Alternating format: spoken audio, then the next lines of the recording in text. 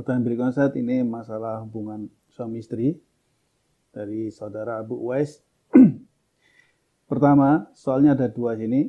Yang pertama, bagaimanakah sunnah-sunnah tentang jima?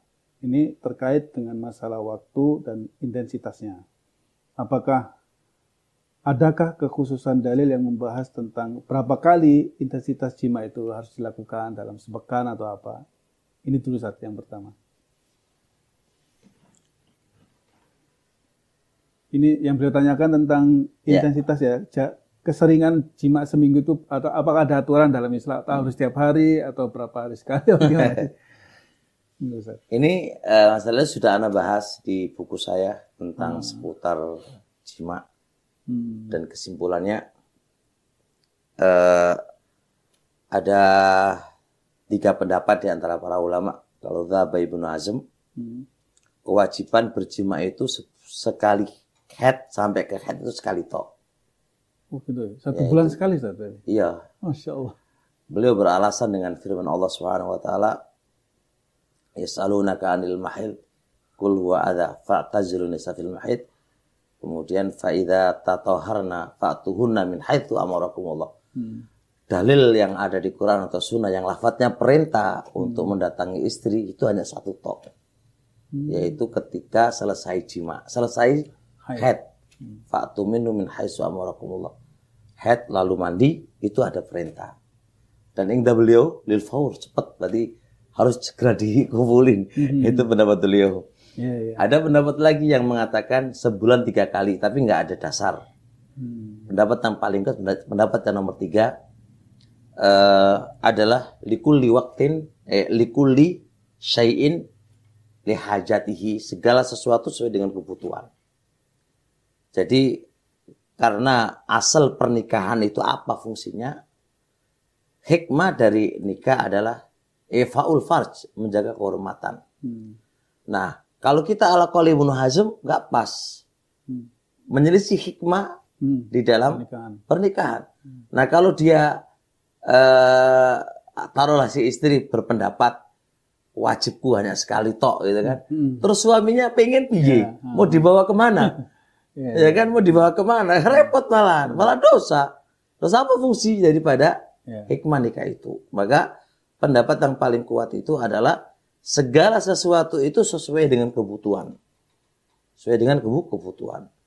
Kalau andai kata suami itu seminggu wajib 2 kali, ya monggo. Kalau enggak lari kemana-mana kan. Andai kata sehari itu harus sekali, ya monggo. Sehari harus 2 kali, ya monggo. Sehari 4 kali, ya monggo. Tapi tetap diikat dengan kekuatan istri harus. Enggak kok melihat suami doang, melihat keadaan istri juga. Istri juga akan menjalankan perintah itu sesuai dengan kemampuan dong kan gitu. Nah kalau istri suaminya wajib 2 kali, istrinya nggak mampu kecuali sekali, terus kemana 2 ini? Solusi poligami. Solusinya kayak gimana terusan? Mau cerai? Ya kan karena syahwat itu dan kekuatan keinginan dari perempuan itu berbeda-beda.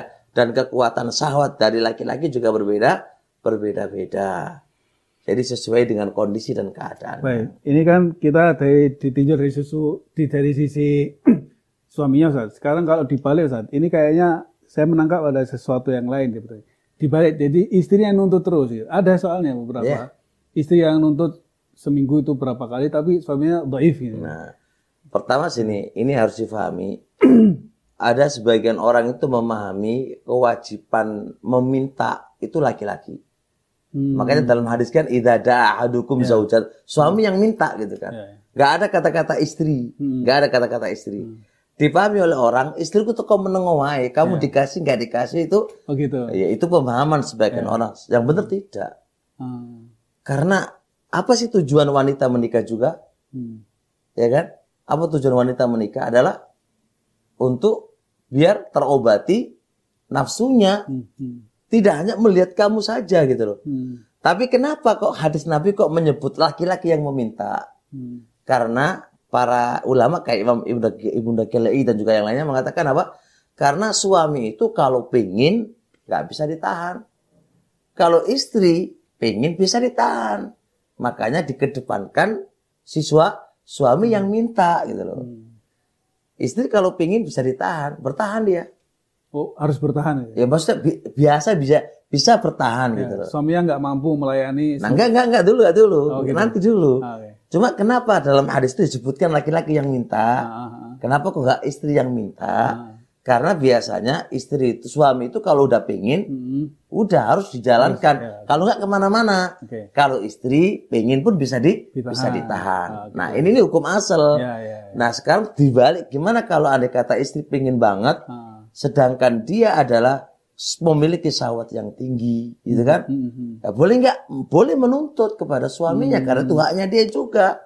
Apa fungsi daripada pernikahan kalau tidak memberikan kepada dia kehangatan yang lainnya. Nah, kalau itu nggak ada pada suami, maka wanita itu punya dua pilihan, ima bersabar atau minta cerai. Masya Allah. Bisa minta cerai dan bisa wajib untuk minta cerai. Karena apa? Tujuan daripada permintaan cerai kalau tidak diberikan itu kepadanya, dia pasti butuh cari laki-laki yang lain kan. Maka jatuhlah dalam perbuatan zina. Makanya dalam babul ketika dalam fikih itu ketika laki-laki itu syahwatnya rendah, maka disuruh berobat. Bahkan ada yang mengatakan ditunggu sampai setahun itu. Kalaupun istri kuat. Kalau masih begitu aja, udah wajib minta cerai. Kalaupun dia kuat. Kalau ada kata sebulan nggak kuat, ya haknya dia bisa minta cerai. Karena memang gimana terusan. Nah kalau diminta cerai ya nggak usah nangis gitu kan. Memang Anda tidak mampu. Sedangkan dia kondisi begitu. Ya maka istri cari laki-laki yang tipe laki-laki yang kuat, sekufu dengan dia. Makanya kalau nyari istri laki-laki itu ya cari yang agak lemes-lemes saja gitu kan. Ya sama dengan dianya kan gitu.